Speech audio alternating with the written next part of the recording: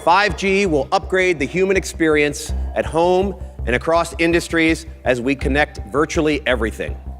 By 2020, analysts estimate that there will be more than 20 billion installed IoT devices around the world, generating massive amounts of data.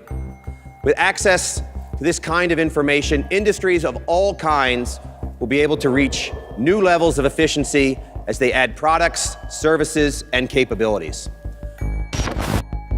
As you may have heard by now, telecom companies are currently scrambling to implement fifth-generation cellular network technology. Dubbed 5G, these networks will make use of millimeter-length electromagnetic waves, also dubbed extremely high-frequency or EHF radiation, to transmit information faster than ever before. 5G networks promise to deliver data 100 times faster than the existing 4G networks, and reduce latency as much as 98%. The promise of 5G was promoted by Tom Wheeler, then chair of the Federal Communications Commission, when he made a presentation on the US government's vision for the rollout of 5G in America in 2017. Yes, 5G will connect the Internet of everything. If something can be connected, it will be connected in a 5G world. But with the predictions of hundreds of billions of microchips connected in products from pill bottles to plant waterers, you can be sure of only one thing.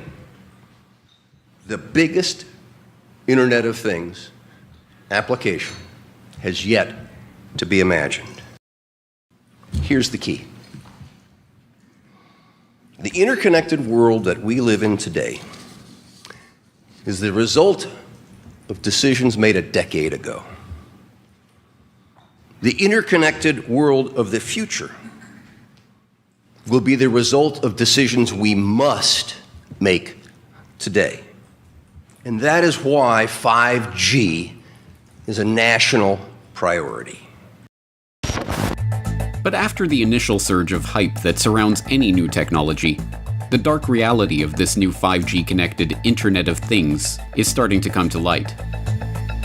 The most immediately apparent aspect of this dark reality is the danger to human health that the 5G network's ubiquitous and powerful transmitters present. As an increasing body of research shows, the harmful effects of electromagnetic radiation present in current mobile technologies will be amplified by orders of magnitude in the much more powerful and much denser, extremely high-frequency radiation network that 5G relies on. As retired US government career scientist Dr. Ronald M. Powell noted in his comment to the FCC on the proposed 5G rollout, this technology must be opposed because it would greatly extend FCC's current policy of the mandatory irradiation of the public without adequate prior study of the potential health impact and assurance of safety. It would irradiate everyone, including the most vulnerable to harm from radio frequency radiation: pregnant women, unborn children, young children, teenagers, men of reproductive age, the elderly, the disabled, and the chronically ill. But another, even more neglected aspect of the 5G dark reality is that in a world where all objects are wired and constantly communicating data to one another through a 5G network, an Internet of Things, in other words, privacy and security would be next to impossible. Even the mainstream is now admitting that the unprecedented amounts of data flowing through the 5G network, from appliance usage to personal communications to transaction information, is a treasure trove that, if it were to fall into the wrong hands, would be a formidable weapon. Huawei wants to become a major player in 5G outside of China, but it's facing pressure internationally because of cybersecurity concerns dogging the company. The US is urging its allies to block Huawei from 5G projects in their countries. Maron says China is using mobile technology as a tool for spying, and he's seen the evidence. They are actually using it for massive surveillance against their own population. We looked on the Huawei equipment to the level of every single chip there, and what we found is not very pleasant. This is not a commercial company stuff. This is a kind of nearly a military grade stuff. We have China coming in with their 5G network. All of the things that it's like we're living in 1956, and they're not. And they don't care about rights. They don't care about people. The implication of these mainstream pundits' pontifications is that 5G only represents a threat in the hands of the Russians or the Chinese or other supposed enemies of America. But what about the companies that are manufacturing these products? Why are the big tech giants who have so signally abused the public's misplaced trust for decades now to be trusted with creating big databases of sensitive personal information on every imaginable aspect of our daily lives? And why is the government of the US and its allies around the globe, governments that have been caught time and again illegally spying on their own populations and violently suppressing dissent, suddenly to be trusted as stewards of such a system? The truth is that the development of 5G networks and the various networked products that they will give rise to in the global smart city infrastructure represents the greatest threat to freedom in the history of humanity. This is the 5G Dragnet. You're tuned into the Corbett Report. The vision of the future offered by the proponents of this next-generation cellular technology is one in which every object that you own will be a smart object, communicating data about you, your movements, and your activities in real time via the ultra-fast 5G network. From the grandiose, self-driving cars and remote surgery, to the mundane, garbage cans that let garbage trucks know when they're full, everything around us will be constantly broadcasting information through the Internet of Things if the 5G boosters get their way. But beyond the glossy sci-fi fantasy presented in the slick advertisements for this smart world of the future is a creepy and unsettling glimpse into a technological dystopia. One in which social experiences are shared by strapping VR goggles to your face, and interaction with humans is reduced as much as possible in favor of interaction with machines, gadgets, and personal assistants that are there to cater to your every whim, for a price. And, as some are only now starting to realize, the price that one pays for this world of robotic comfort and convenience is control. Control over our data, control over our security, and control over our lives. We just hooked up the Nest maybe a month ago. Abby Laguidao and Conrado Casalo wanted something to keep their family safe, so they installed Nest, a smart home security camera system. What drives me crazy is yesterday was the only day I decided to stay home. He's always here. They never said anything, ever. Yesterday, Abby was alone with her 2 kids when she started hearing voices coming from their Nest. Then they started cussing and saying, "Shut the F up, you N-word." At that point, Abby had figured out that someone had hacked into their security system. Shut the f*** up. She called her partner, Conrado. Somebody is in the Nest and is watching us and is talking to us right now. I think within 5 years, most people will have at least... That is something out of a horror movie right there. Man, right. Can you imagine it? Like we knew something was going to go on? That scared... That scared the tar out of me. That was a real jump. And we're going to go ahead and unlock the door, her back door. Oh! I think that was your lock. That was our lock. Let's go look, come on. And that isn't any laughing matter. See, but that's the real fear, right? That... You know, the other stuff's kind of funny, whatever, but I mean, someone can unlock your house. Although, if someone really wants to get into your house, you can pick a lock. Yeah, but isn't that the modern day...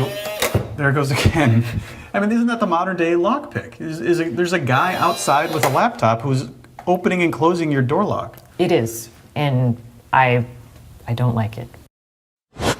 After their stunt on the highway, Chris and Charlie still wanted to show me a couple of other tricks. Below a certain speed, they can control the Jeep's steering as long as it's in reverse, pop its locks, mess with the speedometer, and, of course, disable the brakes. Okay, hold on tight. Hold on. Oh, he's not getting out of that. I don't think so. We're going to be doing some pushing. It isn't hard to see why these smart technologies, and the 5G network that enables them, are a security concern. And, in that context, it isn't hard to see why Chinese companies like Huawei and ZTE are now being targeted as potential national security threats and barred from developing 5G network infrastructure in country after country. After all, with access to that much data and information, let alone the ability to communicate with, hack into, or disable everything from our smart TV to our smart door locks to our smart car, a potential adversary with control of the 5G network would have nearly limitless power to surveil and control a target population. But given that these powers, the ability to access our most intimate data and to take control of our homes and personal appliances, are not bugs, but features of the 5G connected Internet of Things, the question is, why is there such a headlong rush to connect this network? Is demand for smart dishwashers and smart toothbrushes and smart baby monitors really so overwhelming that it requires us to put the security of our homes, our possessions, and our families at risk? What is really driving this frenzy for a world where every new object we buy presents another potential vulnerability, another device that can be hacked into to steal our information, to track our location, to record our conversations, and to disable our appliances? One answer to this question lies in the fact that intelligence agencies, whether Chinese or Russian, CIA or MI6, Mossad or CSIS, will make use of the vast amounts of data flowing through these networks to spy on the public. In fact, the members of the so-called intelligence community did not even hide this fact. They openly gloat about it. In 2012, then CIA Director David Petraeus admitted at a summit hosted by In-Q-Tel, the CIA's venture capital firm, that the CIA was not just able to, but actually eager to use these smart devices as a tool for spying. Transformational is an overused word, but I do believe it properly applies to these technologies, Petraeus was quoted as saying, particularly to their effect on clandestine tradecraft. Items of interest will be located, identified, monitored, and remotely controlled through technologies such as radio frequency identification, sensor networks, tiny embedded servers, and energy harvesters, all connected to the next generation internet using abundant, low-cost, and high-power computing. Lest there be any doubt about the intelligence community's intentions to use these devices to spy on the population, then Director of National Intelligence James Clapper confirmed this approach in a report to the Senate Select Committee on Intelligence in 2016. Smart devices incorporated into the electric grid, vehicles, including autonomous vehicles, and household appliances are improving efficiency, energy conservation, and convenience. However, security industry analysts have demonstrated that many of these new systems can threaten data privacy, data integrity, or continuity of services. In the future, intelligence services might use the IoT for identification, surveillance, monitoring, location tracking, and targeting for recruitment, or to gain access to networks or user credentials. Whistleblowers from within the intelligence establishment, whistleblowers like Russ Tice and Bill Binney, who are actively shunned by the same mainstream media that breathlessly reported on Edward Snowden, have already laid out in exhaustive detail how the NSA is collecting all data flowing through the internet as we know it. Every phone call, every email, every web search, every file stored to the cloud, everything that passes from one computer or phone to another is being stored, cataloged, databased, and data mined to construct detailed profiles of ordinary citizens. But now that the 5G network is promising to deliver us not an internet of phones and computers, but an internet of things, from cars and watches to fridges and hats to milk jugs and floor tiles. When every manufactured object is broadcasting information about you and your activities to the world at large by default, and when it is discovered that opting out of this surveillance grid is not an option, the true nature of the 5G panopticon will finally begin to dawn on the public. But by that point, it will already be too late. Cities use data every day. Everything from showing you when your next train will arrive to measuring the air quality in different neighborhoods. Typically, all this information is spread out across a ton of different agencies and companies in a bunch of different file formats and spreadsheets. But at Keysight, we have the chance to start from scratch and build a single, unified digital platform that's transparent, open, and accessible for everyone working to make our cities better. The leaders behind Toronto's first data-driven smart city are under fire tonight after yet another resignation. This time, a member of Waterfront Toronto's digital advisory panel quit and wrote a strongly worded letter on her way out, sharing her deep concerns about privacy and data control.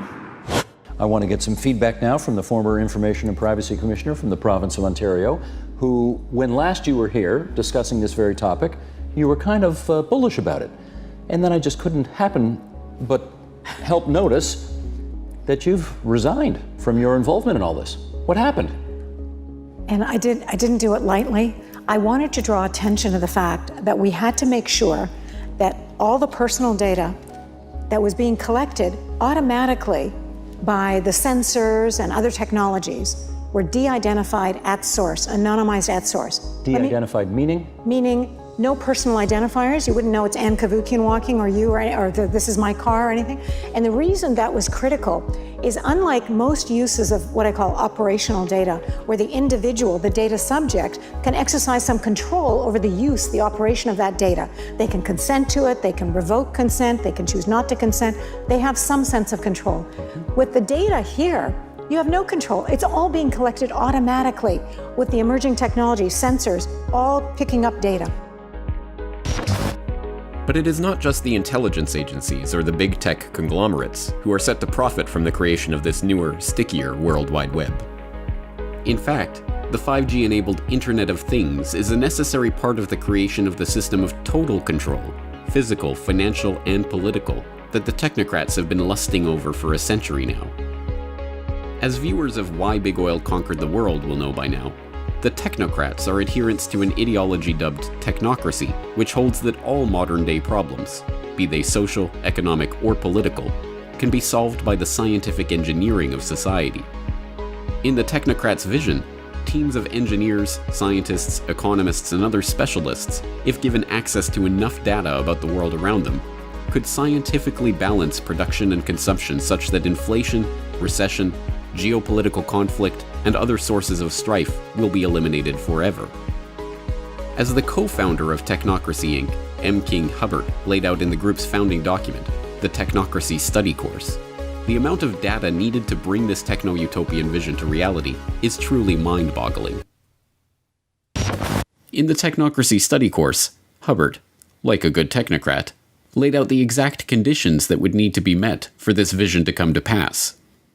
According to him, technocracy would require all energy usage and all consumer spending throughout the nation to be calculated and registered on a continuous and instantaneous basis, a 24/7 inventory of all production and consumption, a complete registry of all products available for sale, where they were produced, how much energy was expended in their production, and where and when they were sold, and finally, a specific registration of the consumption of each individual, plus a record and description of the individual. Hubbard's vision was not just that of a totalitarian society in which every detail of every interaction was recorded and reported to a central authority, but, for the 1930s, the concept of continuously and instantaneously updated registries of every good in the economy was not just audacious, but borderline insane. As unimaginable as a real-time database keeping track of every transaction and every manufactured product in the economy was in the 1930s, that is exactly the world we are looking at as smart meters collect information on smart appliances connected to other smart objects through the Internet of Things. And, crucially, the sheer amount of data being generated in this smart grid and the constant real-time communication required to keep the system functioning would be impossible without the 5G network. 5G is not just a neutral mobile network. It is the backbone for a system of total surveillance which has been written about and worked toward for the better part of a century. The world of the technocrats, the world of the smart grid, and the world of constant real-time surveillance of everything would not be possible without the 5G network that is being installed right now. And, as Josh Del Sol of the Take Back Your Power movement that is organizing resistance to smart meters, 5G networks, and other harmful technologies explains, the world of the technocrats is a world where privacy is a thing of the past. So with the smart meters, they'll be able to tell exactly what's going on in your home at down to the microsecond, based upon 24/7 communication with all of your appliances, which will also in the future, if this goes through fully and if there's not a public backlash, all of your appliances will need to have a wireless transmitter on them, and they'll need to be, certified under some smart, program. So this means that not only, just stepping aside from one moment to the health issue, this means that not only is your smart meter emitting on average of 13,000 microwave pulses per day, but every one of your appliances is going to be doing the same thing because it will be needed to be communicating with the smart meter itself. So that is a serious concern. We'll get into that a little bit later. But as far as the privacy issue, just diving right in. March of this year, Wired magazine, the current CIA director, David Petraeus, was quoted as saying, "We're going to use smart appliances to spy on you." And it's almost like, and he was later down in the article, and it's very just putting it out there. It's kind of like, it's getting to a point now, James, and I'm sure you're seeing this, is like, it's just getting more and more in your face. And it's kind of like this collective force of the controllers, and they're kind of saying, this is what we're going to do, and what are you going to do about it? It should be clear by this point that the vision of the technocrats is in fact a nightmare for free humanity. It must be resisted every step of the way, and the battle over the 5G network rollout will be the front lines of this battle in the next few years. Thankfully, resistance is forming as the public is increasingly becoming aware of the health risks of 5G. Over 180 scientists and doctors from 36 countries have submitted a formal appeal to the European Union, warning of the potential serious health risks of 5G. City officials in Portland, Oregon are suing the federal government to stop 5G transmitters from being installed on city property, with councilors considering asking the federal government to study the health impacts of 5G on humans and make that information publicly available. This past March, Florence City Council invoked the precautionary principle when passing a motion that halts permission for 5G installation until a proper demonstration of the technology's safety. The Russian Defense Ministry has refused to transfer frequencies for 5G operation, effectively delaying 5G rollout in the country for years. Plans to deploy a 5G network in Brussels were halted earlier this year because, according to Environment Minister Céline Frémont, the people of Brussels are not guinea pigs whose health I can sell at a profit. It is heartening to see that the health effects of the extremely high-frequency radiation emitted by 5G transmitters is finally starting to break through to the public consciousness.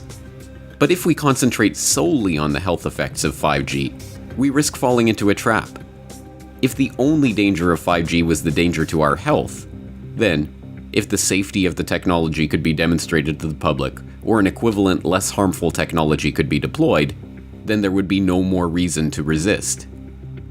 To concentrate solely on the health effects of 5G is to miss the broader picture of total surveillance in the technocratic dystopia that this technology enables.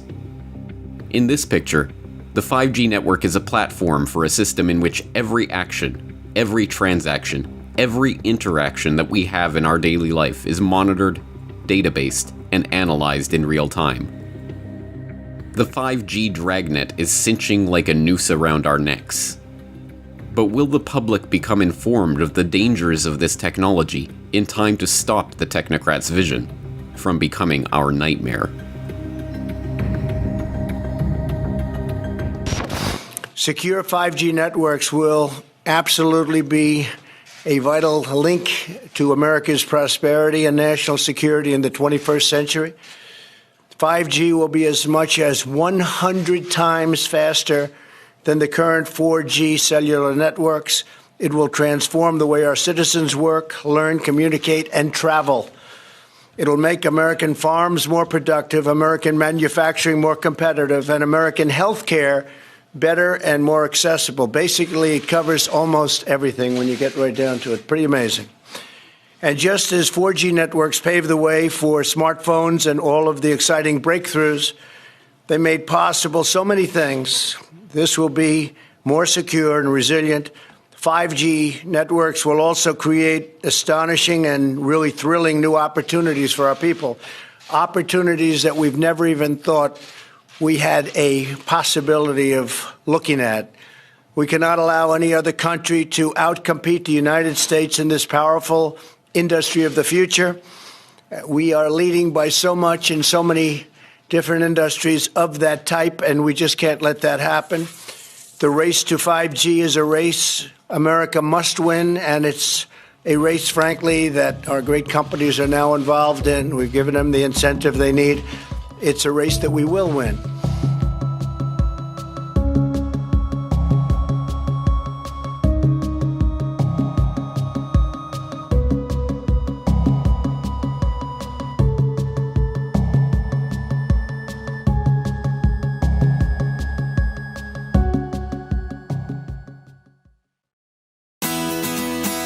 The Corbett Report is brought to you by the Corbett Report subscriber, a weekly newsletter featuring James Corbett's International Forecaster editorial, recommended reading and viewing, discounts on Corbett Report DVDs, and once a month, a subscriber-only video. Sign up today to start receiving your copy at corbettreport.com/support.